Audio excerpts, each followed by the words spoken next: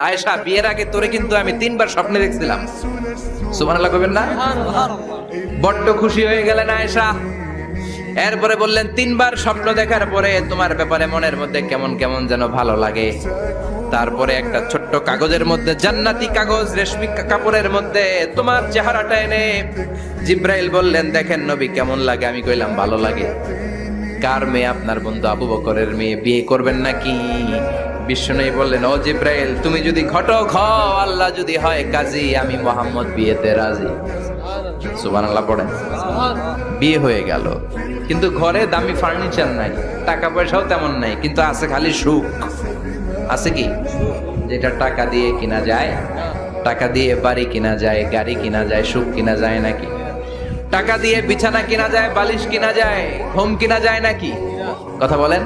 এজন্য সুখ দেয়ার মালিক কে?